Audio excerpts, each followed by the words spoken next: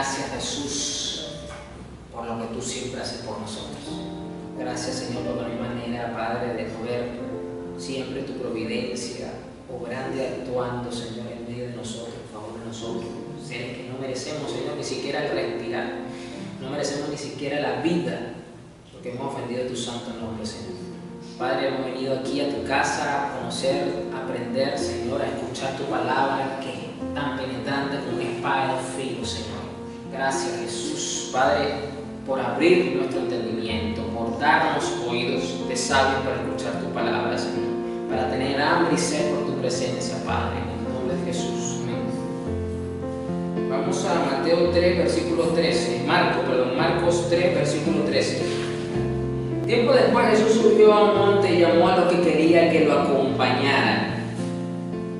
Todos ellos se acercaron a él.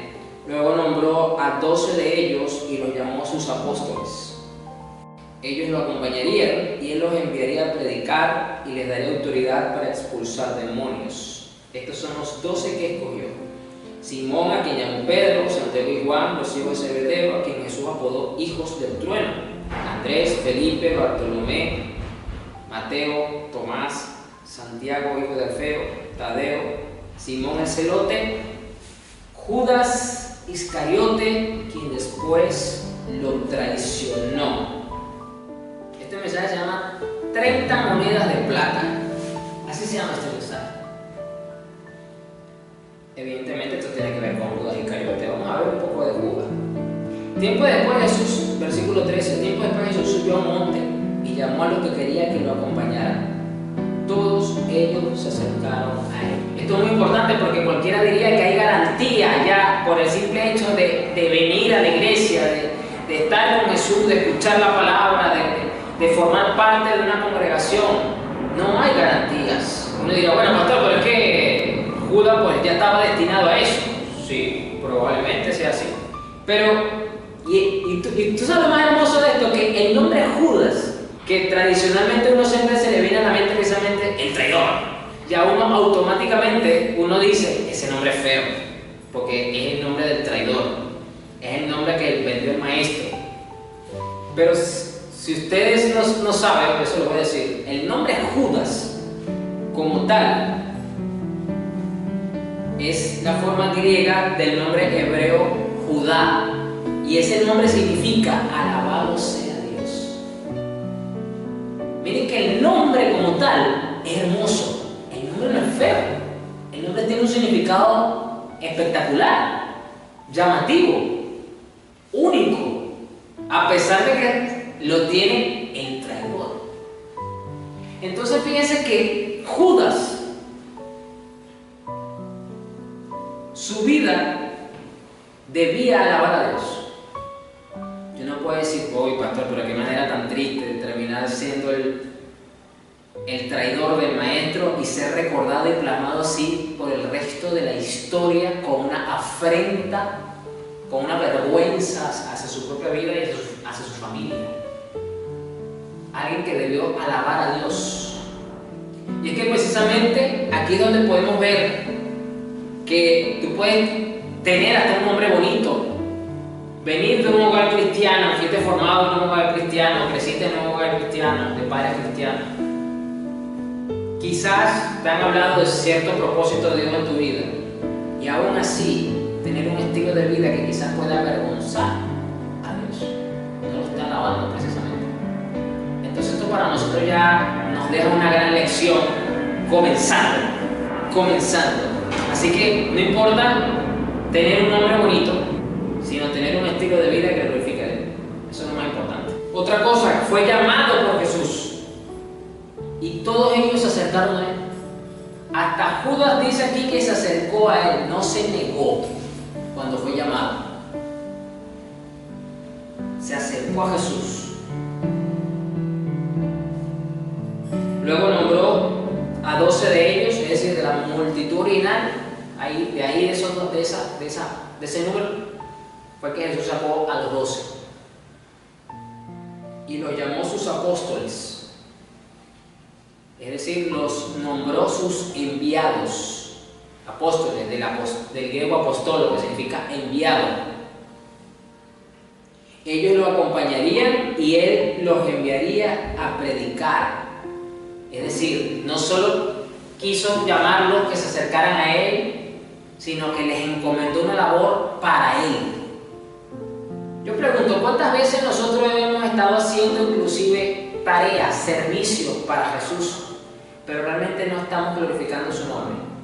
Y esto es muy curioso porque muchos creen que por el hecho de estar sirviendo a Dios, hasta dentro del mismo ámbito eclesiástico o fuera de él, no importa, indistintamente, ya automáticamente hablando estamos glorificando a Dios porque le estoy sirviendo. Déjame decirte algo, si tu vida en lo cotidiano no está glorificando a Dios, el servicio que tú haces para Él en el ámbito eclesiástico, voy a poner el ejemplo en el ámbito eclesiástico, no es un buen perfume delante de su presencia. El servicio eclesiástico es simplemente una extensión de la adoración y la alabanza que produce nuestra vida. No es que yo hago como que una separación secular. Entre semana vivo mi vida a mi manera, Dios no lo ve, a Dios no le importa eso. Y cuando llego a la iglesia y estoy haciendo lo que estoy haciendo para Dios, entonces ahí sí Dios lo considera bueno, ahí sí Dios me sonríe, ahí sí Dios me bendice, ahí sí Dios está agradado. No, los enviaría a predicar y les daría autoridad para expulsar demonios. Te tengo una noticia si no lo sabía. Judas Iscariote echó fuera demonios. Recuerda el pasaje de Lucas, de los Evangelios, donde dice que los envió a predicar de 2 en 2 y luego vinieron contentos porque los demonios hasta se les sujetaban. Y ahí venía ¿quién? Judas también. Los demonios se les sujetaban a Judas, pero no por Judas en sí, sino por la autoridad delegada que tenían en ese momento para esa actividad dada por Jesús. Eso no lo descalificaba como el traidor, no, él seguía siendo traidor.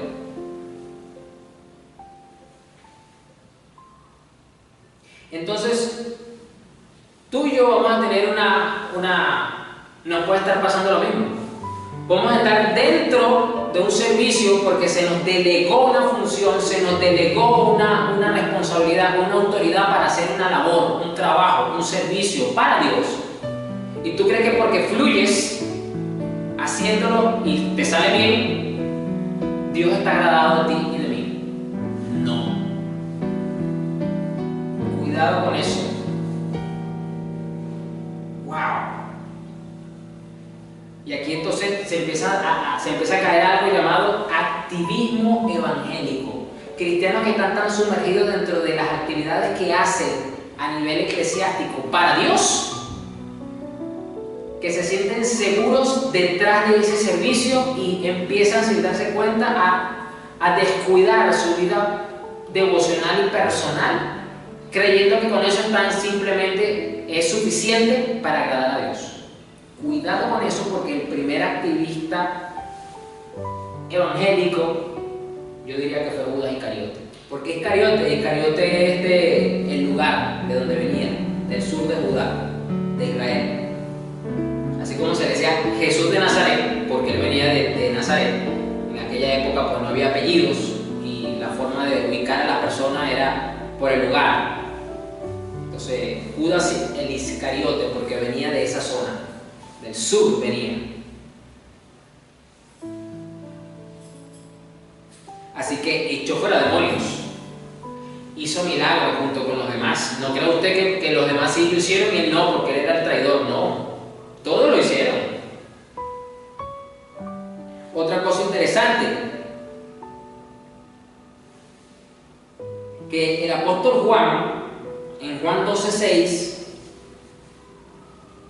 nos revela que él era el tesorero del grupo, es decir, era el que administraba las ofrendas que le traía la gente voluntariamente a Jesús, porque usted sabe que Jesús no pedía ofrenda, tampoco era que la necesitara realmente, pero las que venían, él era el encargado de manejar este dinero. Pero Juan 12:6 nos dice precisamente que él sustraía, él robaba de la bolsa, y él creía que el maestro no sabía, y él creía que los hermanos se le habían dado cuenta. Sustraía, tomaba el dinero que se le confiaba. Mira, cuando nosotros no estamos teniendo una vida que alaba a Dios, podemos mirar con ligereza, con superficialidad, acciones que a Dios le desagradan muchísimo y creemos que porque a nuestro alrededor no se han dado cuenta, podemos seguir manteniéndolas en nuestra vida. Porque como estoy sirviendo a Dios, lo hago bien, a la gente le agrada, entonces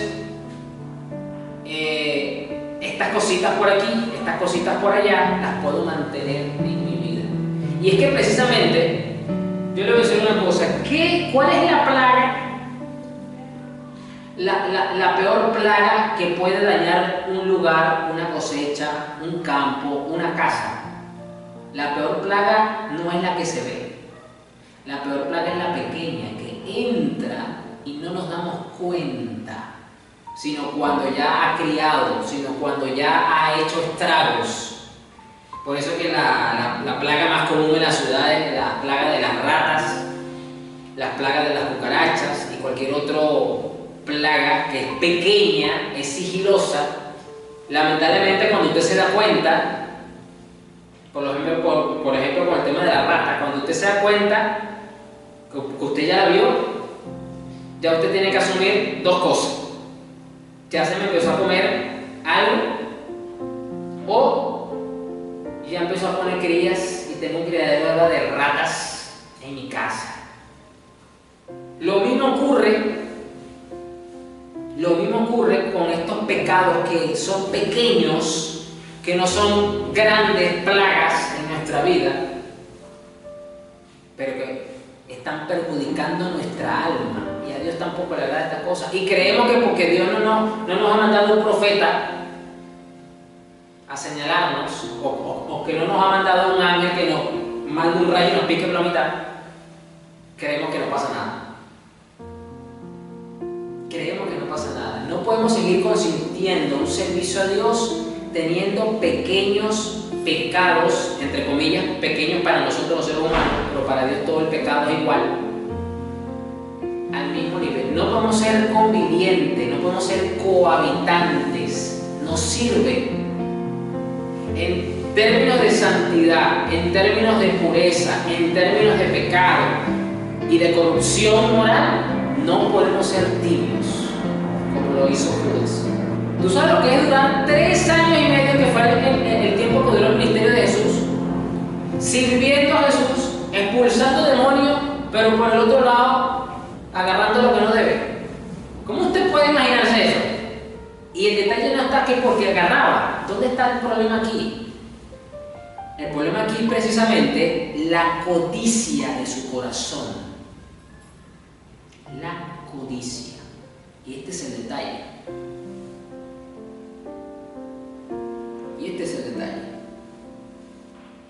Yo quiero que vayamos aquí mismo ahora a Mateo 26. Mateo 26, 14.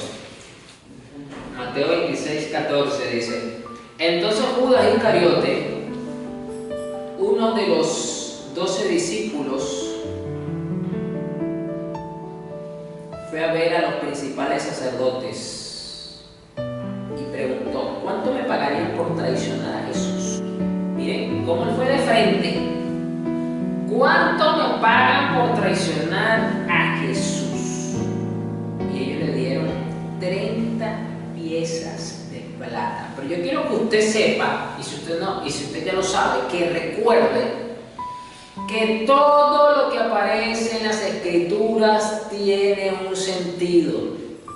No está puesto por capricho ni de Dios, ni por imposición humana del escritor, sino todo tiene un sentido, todo tiene una razón, que tenemos que por eso escudriñar las Escrituras. Yo quiero que usted lea ahora, de su dedo metido acá, pero yo quiero que usted lea Éxodo 21, 32.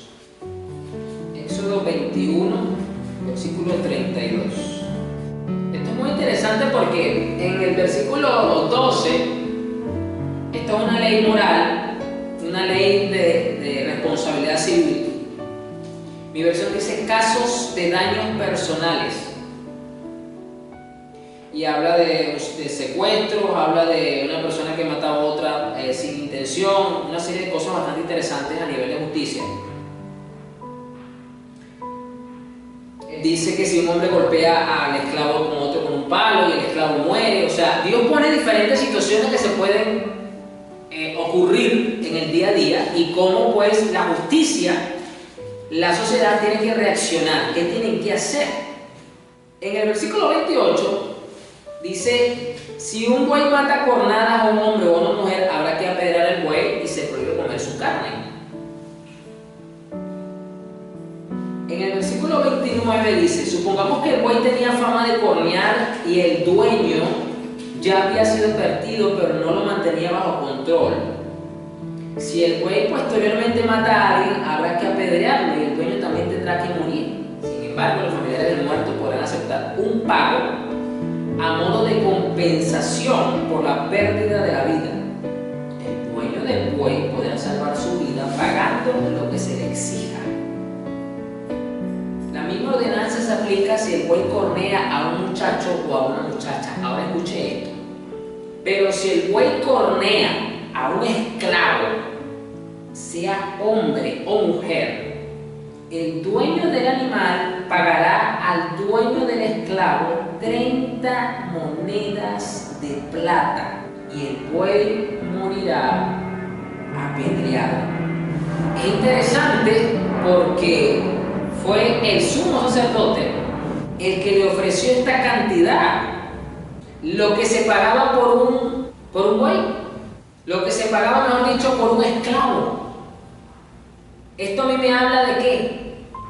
Del poco valor y del poco conocimiento que Judas tenía de Jesús. Lo hizo venderlo por lo que costaba. ¿Qué es lo que dice acá? Lo que costaba un esclavo herido de paso. No era ni siquiera un esclavo completo. Un esclavo herido. Fíjese que es exactamente lo que la ley de Moisés exigía como pago. Ese era la imagen, ese era el valor que Jesús tenía para Judas Iscariote, el de un esclavo herido. Poco valor tenía Jesús para Judas Iscariote, poco valor. Yo estaba mirando una serie con mi esposa y cuando pasaban en esta parte de la representación de la tradición de Jesús, en este capítulo, en esta escena, mostraban que ese era, según la serie, ese era el valor de 4 meses de salario. Uno lo puede mirar como que es mucho, pero yo prefiero quedarme con este dato, porque esto a mí me habla de lo poco o de cómo Judas veía el valor que tenía Jesús para su vida. Que si usted lo compara, por ejemplo, con Pedro, que por lo menos sabemos que Pedro también fue ubicado por Jesús. Porque Pedro, o sea, no te me pongas sentimental, no te me pongas muy superhéroe, porque antes de que el gallo cante me vas a negar. Pero si usted lo compara con Pedro, por lo menos en el caso de Pedro tenía un valor muy alto, porque Pedro dijo, entonces yo por ti doy la vida, yo por ti te entrego, hago lo que sea. Si usted lo compara en este sentido, miren cómo el valor del conocer a Jesús marca drásticamente tu vida. Mientras más tú conozcas a Jesús, menos vas a ser realmente tú esclavo de los pecados internos que afectan el alma. En el caso de Judas, el problema no es que era un ladrón. Pastor, ¿cómo te va a decir eso? No, es que yo sé que ser ladrón es un problema. Sino que muchas veces al punto lo que quiero decir es que a los ladrones muchas veces los alimenta la codicia. Y muchas veces cuando Jesús cambia, cuando una persona es transformada por el poder del Evangelio y Dios quita la codicia del corazón de la persona, se le hace fácil y rápido dejar su vida de robo. Deja su vida de se le hace fácil dejar ser ladrón. ¿Por qué? Porque lo que alimentaba esa mala acción, esa raíz de pecado, salió, que era la codicia. ¿Qué era la codicia? Entonces, nos puede estar pasando lo mismo a nosotros. estar sirviendo a Jesús, podemos querer servir a Jesús, pero no tenemos realmente una motivación santa y pura en nuestro corazón, porque no está siendo motivada, porque realmente tengamos un conocimiento alto y valoremos a Jesús como lo que Él es, como lo que Él quiere ser para nuestra vida. Nos puede estar pasando como a Judas. Esto es tremendo. Que Jesús haya sido un esclavo herido para Judas Iscariote. Esto me dejó pensando, me dejó meditando en esto. Ese era el poco valor que tenía Jesús para Judas. Aparte que también es muy posible, pues, que haya tenido una decepción y una frustración con la figura del Mesías. Si usted no lo sabe, y si usted lo sabe se lo recuerdo, que la figura del Mesías para los judíos tiene una gran particularidad, y eso usted lo puede ver hasta el final cuando lo ven desaparecer en las nubes en Hechos 1, que según la profecía mesiánica, él tenía que ser un líder político y militar que restauraría el reino de Israel y acabaría con los opresores de su pueblo. Por lo tanto, este es un aspecto que todavía está presente sobre los ortodoxos de Israel, y por eso se niegan a reconocer a Jesús como el Mesías, porque dicen que Él no fue un líder político ni tampoco fue un líder militar en su momento. Por lo tanto, no cumplió con esa parte. Lo que ellos no saben es que eso se va a cumplir en la segunda venida. Y quizás estas ideas calaron mucho en la vida de Judas. Es posible, ojo con eso. Pero muchas veces, ¿cuántas veces nosotros le damos vueltas a ideas y no las llevamos a los pies del Maestro? O muchas veces, como no entendemos o no tenemos una respuesta inmediata, dejamos que esas ideas empiecen a gobernar nuestra vida y nuestro razonamiento y nos apartan de Jesús. ¿Cuántas veces no nos ha pasado eso?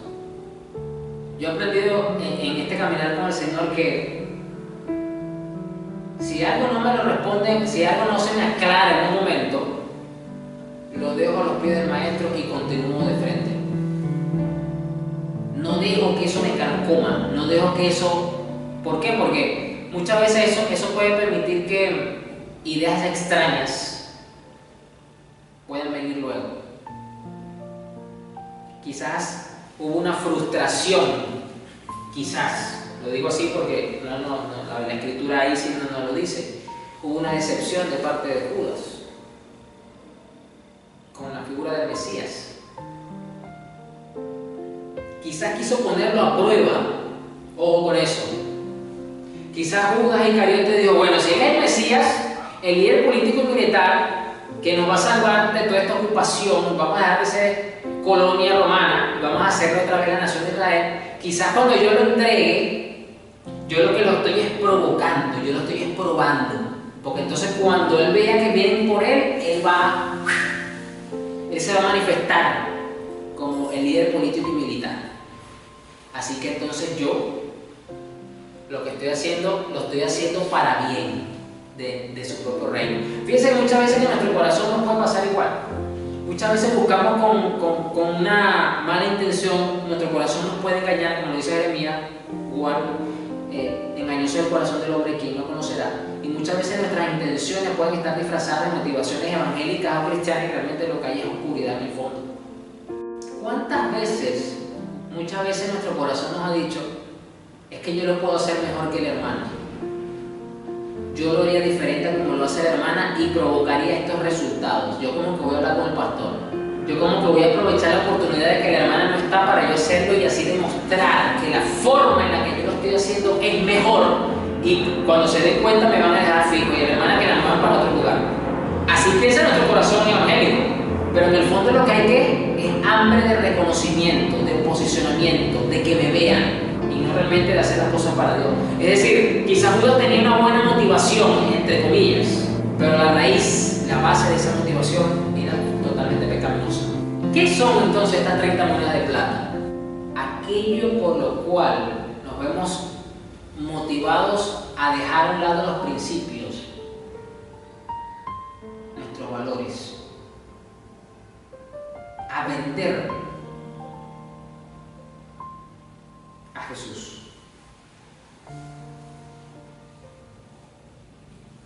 Otro momento tremendo lo vemos, vamos a leerlo, Juan 13:27, Evangelio de Juan.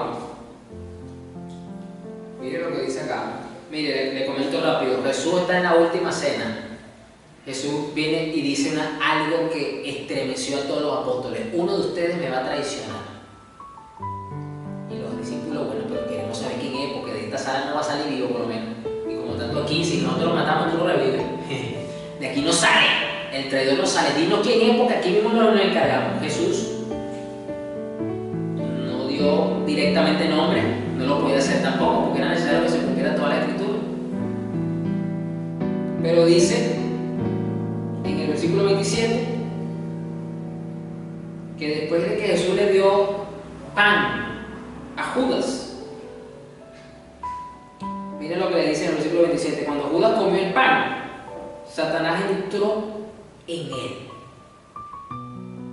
Entonces Jesús le dijo: apresúrate a hacer lo que vas a hacer. Estas palabras no se las dijo a Judas, estas palabras se las dijo ¿a quién? A Satanás. Porque justamente se la dice después que entra Satanás. Entonces, ¿a quién le estaba hablando el Señor? No le estaba hablando directamente a Judas, le estaba hablando a Satanás. Lo que pasa es que, claro, exteriormente hablando, los demás discípulos ¿a quién están viendo? Están viendo a Judas, no están viendo a Satanás. ¿Qué dice aquí? Como Judas era el tesorero del grupo, algunos pensaron que Jesús le estaba diciendo que fuera a pagar la comida o que diera algo de dinero a los pobres. Es decir, que lo que vimos antes Mateo, de que se fue y le preguntó cuánto me van a pagar por presionar, vino después de este momento. Cronológicamente hablando, primero vino esto y después vino lo que ya vimos en Mateo.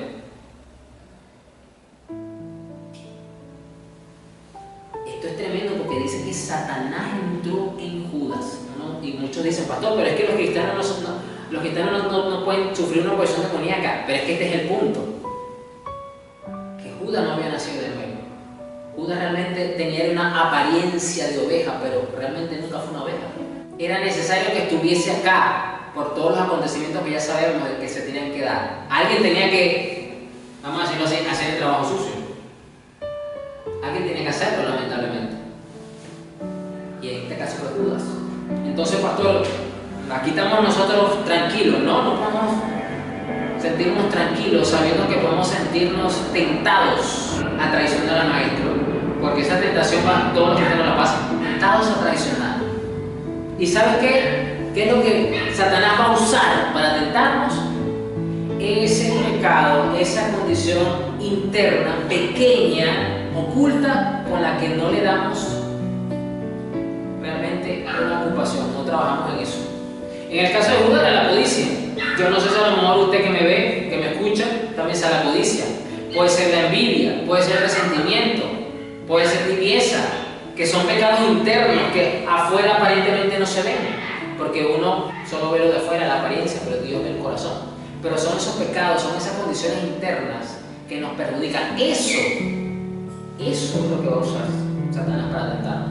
¿Qué fue lo que usó aquí Satanás en el caso de Judas? La codicia. Era un codicioso, total. Venía robando al maestro durante 3 años y medio y todavía va como que si no tuviese plata, como que si no tenía durante 3 años y medio. Va y le dice: ¿cuánto me van a dar? Si yo se los vendo. 30 monedas de plata. Te vamos a pagar lo que vale un esclavo herido. Qué tremendo esto. Vamos otra vez a Mateo 27 ahora. Mateo 27 es. Muy temprano por la mañana, los principales sacerdotes y los ancianos del pueblo se juntaron nuevamente para tramar de qué manera ejecutar a Jesús. Luego lo ataron, se lo llevaron y lo entregaron a Pilato, el gobernador romano. Cuando Judas, quien lo había traicionado, se dio cuenta de que había condenado a muerte a Jesús, se llenó de remordimiento. Así que devolvió las 30 piezas de plata a los principales sacerdotes y a los ancianos. He pecado, declaró, porque traicioné a un hombre inocente. ¿Qué nos importa contestar? Ese es tu problema. Entonces Judas tiró las monedas de plata en el templo, salió y se ahorcó. Wow. Es que este es el detalle. Judas creyó que iba a haber una manifestación de poder en el momento que apresaron a Jesús o en algún punto del juicio falso que le iban a meter. En algún punto él dijo, nada, si este realmente es el Mesías como yo pienso que es y que va a actuar como yo pienso que va a actuar, apenas lo agarren en algún momento de eso, va a venir la manifestación de poder. Moral total, ¿cuál fue el resultado? No ocurrió como Judas esperaba. Y eso es lo que pasa cuando no conocemos a Jesús o cuando tenemos un valor muy bajo de Él. Nos llenamos de expectativas y cuando esas expectativas no se cumplen, hay un conflicto interno dentro de nosotros. Así que fíjense que muchas veces sí nos podemos sentir representados en un... Lo que pasa es que no, pastor, yo nunca voy a vender al maestro, yo no me siento así, yo no me siento sábado. Cuando Jesús no cumple con las expectativas que nosotros tenemos, con la idea que nosotros tenemos de Él, vamos a tener un conflicto interno como lo tuvo Judas, porque traicionó a un inocente. ¿Qué dice luego? He pecado, declaró, porque traicionó a un hombre inocente. ¿Qué nos importa contestar? Ese es tu problema. Y aceptó a Satanás tal cual. A Satanás no le importa luego cómo nos sintamos nosotros con eso. Entonces Judas, ¿qué? Devolvió las monedas de plata en el templo, salió y se arcó. Los principales sacerdotes recogieron las monedas. Es que esta gente es tremenda, miren. No sería correcto, escuchen, poner este dinero en el tesoro del templo. Ahora ellos son muy santos. Ahora. Ellos no rompen un plato, no, rompieron la vajilla entera y toda la fábrica completa. No, ¿qué es eso? ¿Cómo nosotros vamos a hacer dinero? Ya que se usó, escuchen, para pagar un asesinato. Y ellos lo dicen con una ligereza, como que si no, pero es que nosotros podemos hacer dinero, nosotros compramos ahí en el mercado una ropa y salió mala. Como que si ellos están hablando de algo como que si un asesinato. Luego de discutir unos instantes, finalmente decidieron comprar el campo del alfarero y convertirlo en un cementerio para extranjeros. Por eso todavía se llama el campo de sangre. Así se cumplió la profecía de Jeremías que dice, tomaron las 30 piezas de plata, y miren que hasta en esto se cumplió una profecía sobre Jesús. El precio que el pueblo de Israel le puso a él, y compraron el campo del alfarero como indicó el Señor. Esto es tremendo. Lamentablemente el final de Judas no fue el mejor, ya que fue y cercó.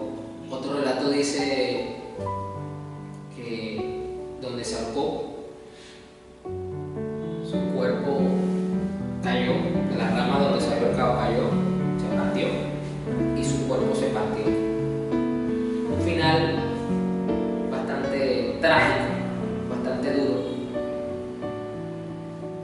Y sabemos que si él se hubiese acercado realmente al Maestro, a pesar de lo que estaba viviendo Jesús en ese momento, estoy seguro que hubiese encontrado perdón, redención, salvación para su vida. Pero él consideró pues que su vida no tenía perdón. ¿Cuántas veces nosotros no nos hemos sentido así con Jesús, como que es que ya metí la pata? Puse la torta más grande, no, ya esto no tiene remedio. Y nos dejamos llevar precisamente por las ideas y no vamos al Maestro. Y nos ahorcamos en nuestra propia idea. Nos ahorcamos en nuestra propia culpabilidad y autocondenación. ¿Cuántas veces nos hemos sentido así y nos apartamos? Queremos que ya no tenemos solución. 30 monedas de plata. Vamos a orar. Todo tiene perdón en esta vida. Si nos arrepentimos de corazón, si venimos al Maestro. Mire, si usted lee los 50 días que duró Jesús apareciéndose a los discípulos y a muchos otros para dar testimonio visual de que Él estaba vivo, Jesús restauró a todos los apóstoles. Restauró a Pedro porque lo negó, se lo dijo, me vas a negar. Pero como que espero que no se cumpla, se cumplió. Pero dice la Escritura que Pedro prácticamente volvió a su antigua vida, o sea, a su vida de pescador. Jesús no solo lo perdonó, sino que lo restauró otra vez en el ministerio apostólico. Jesús restauró a Tomás, porque Tomás dijo, hasta que yo no meta mi dedo en su llaga, ya no voy a creer que él está vivo. Se puso incrédulo, pero bueno, si yo no veo, si yo no meto mi dedo, si yo no jurungo, veo para allá la cosa, yo no voy a creer que sea él. Jesús hizo exactamente lo que dijo Tomás. Jesús, ellos estaban, porque ellos tenían miedo de los fariseos, porque bueno, si nos mataron al maestro, esa gente va a venir con nosotros también. Entonces vamos a ser prudentes y nos vamos a reunir, pero en secreto. Estaban en un lugar reunidos en secreto y Jesús se les apareció.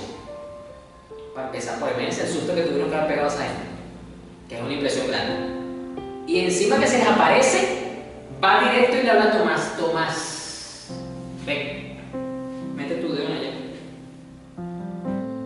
Con todo y eso, Jesús lo cede a su petición para que crea. Y dice esa famosa frase que ya ustedes todos saben: bienaventurados los que creyeron sin ver. Restauró a Tomás. ¿Usted cree que no iba a poder restaurar a Judas Iscariote? ¿Usted cree que si Judas no se hubiese acercado, hubiese ido en dirección hacia Jesús? En ese tiempo que no fueron 2 días, ya le dije, eso fueron más de 50 días, de que se estuvo apareciendo, no iba a restaurar a Judas, no iba a perdonar. Por supuesto que lo hubiese hecho, pero salud. La culpa, la condenación.